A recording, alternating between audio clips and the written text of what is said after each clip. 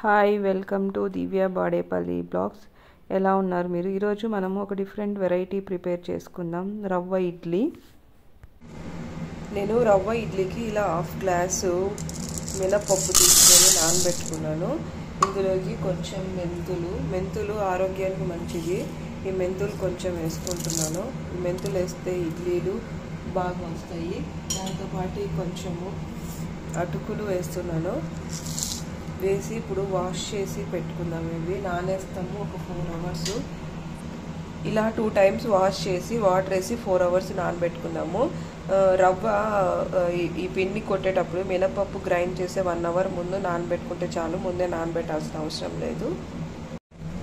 ఇడ్లీ రవ్వ నేను ఇలా 2 గ్లాసెస్ తీసి పెట్టుకుంటున్నాను.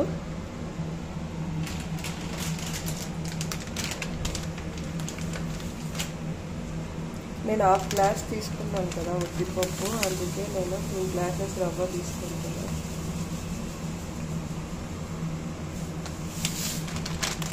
టూ గ్లాస్ చాలు.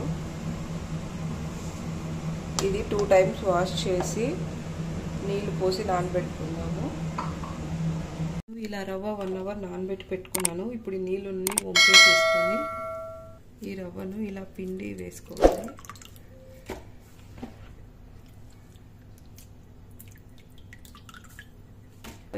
రవ్వ ఇడ్లీ బాగుంటుంది. బియ్యం ఇడ్లీ కూడా చేసుకోవచ్చు. దానికి బియ్యం నానబెట్టాలి. ఇది రవ్వ దొరుకుతుంది బయట, ఇడ్లీ రవ్వ అని చెప్పి. ఇలా అంతా స్క్వీజ్ చేసుకొని బాక్స్లో వేసుకోవాలి. ఇలా రవ్వను నేను ఇలా పిండేసేసి నీళ్ళు లేకుండా ఇట్లా పెట్టుకుని ఒక బాక్స్లో. ఇప్పుడు ఉద్దిపప్పు ఇవంతా మెంతులు వేసి పెట్టాం కదా, ఇవి కూడా అంతే. దీనికి ఈజీగా అయిపోతుంది రవ్వ ఇడ్లీ ప్రిపేర్ చేసుకునేది. ఇప్పుడు వీటిని గ్రైండ్ చేస్తాం స్మూత్గా. ఇలా మనము రవ్వ అంతా పిండేసింటే కదా, ఈ లాస్ట్లో ఉన్న వాటర్ ఈ ఉద్దిపప్పులో వేసి గ్రైండ్ చేసుకోవాలా. ఇలా గ్రైండ్ చేసుకున్న పిండిని ఇందులో వేయాలా.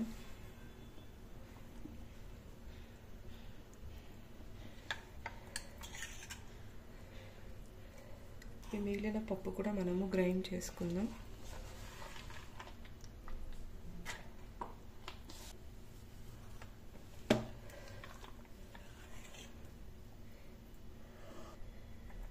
వేసిన పిండిని మొత్తం మిక్స్ చేసుకోవాలా.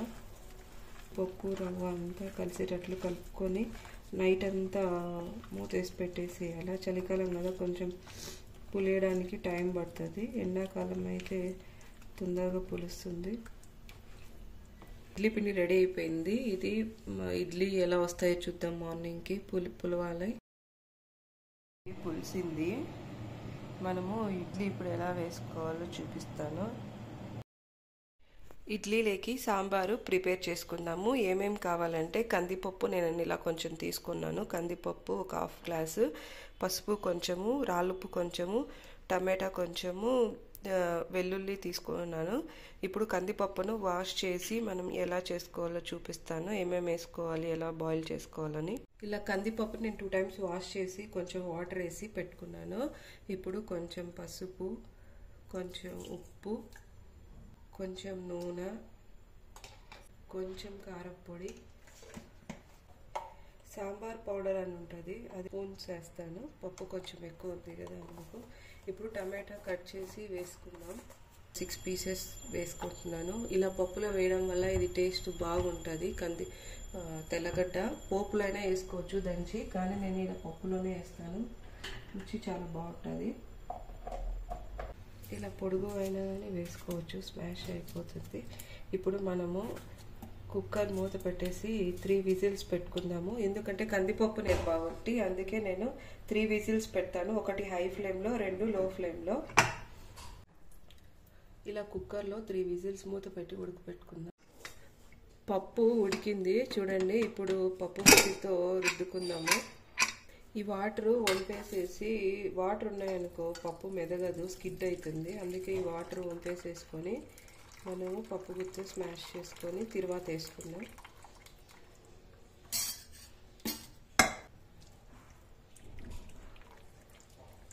రండి, ఫాస్ట్గా స్మాష్ అయిపోయింది. చూడండి స్మాష్ అయిపోయింది. ఇప్పుడు ఉప్పు కారం ఏమైనా తక్కువ ఉంటే చూసి వేసుకోవాలి. పప్పు నీళ్ళు కూడా మనం దీంట్లో వేసుకున్నాము. ఇంకా మీకు లూజ్ కావాలంటే ఇంకొన్ని వాటర్ వేసుకోవచ్చు. ఇడ్లీలోకి లూజ్గా కావాలంటే మేము కొంచెం గట్టిగానే తింటాం కాబట్టి అందుకే నేను ఇలా వేసుకున్నాను. ఇంకొంచెం వాటర్ కావాలంటే కూడా వాటర్ వేసుకోవచ్చు. ఇప్పుడు పోపు వేసుకుందాం. ఇప్పుడు ఆయిల్ వేసాను. పోపు వేసుకుందాము సాంబార్కి. ఇలా 1 స్పూన్ ఆవాలు వేస్తున్నాను, కొంచెం జీరా,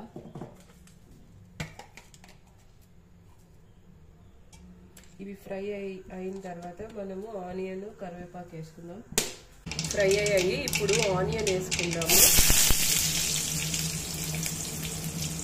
కరివేపాకు వేసుకొని ఫ్రై చేసుకుందాం. బాగా ఫ్రై అవ్వాలి. ఉప్పు వేద్దాము.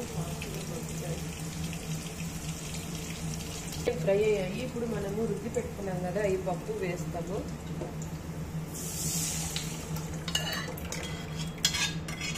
కొంచెం వాటర్ వేసి వేస్తాము.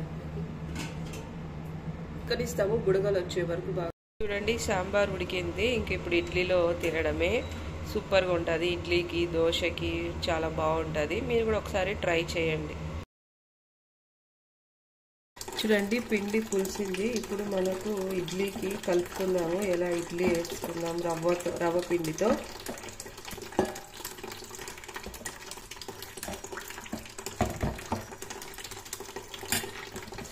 ఇప్పుడు ఇందులోకి కొంచెం ఆయిల్ వేయడం వల్ల ఇడ్లీ అతుక్కోకుండా ఉంటుంది. కొంచెం సాల్ట్, మనం రుచికి తగ్గట్లు, కొంచెం దోశల సోడా తెలుసు కదా, బేకింగ్ పౌడరు కొంచెం వేసుకొని, ఈ బేకింగ్ పౌడర్ వేయడం వల్ల ఉబ్బుతాయి. కొంచెం వాటర్ వేసి మిక్స్ చేసుకోవాలి.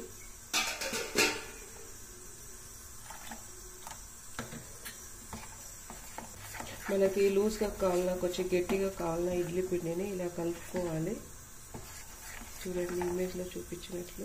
ఇప్పుడు కుక్కర్లో ఎలా వేసుకోవాలో చూపిస్తాను. ఇలా నేను ఇడ్లీ పాత్రలోకి అడుగున వాటర్ తీసుకున్నాను. ఇప్పుడు ఒక ట్రే పెడుతున్నాను. ఈ ట్రేకి మనము ఆయిల్ పూయాలా.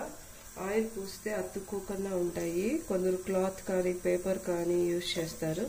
నేను ఇలా ఆయిల్ పూసేసి ఈ ట్రేలలో పిండి పోస్తాను. చూడండి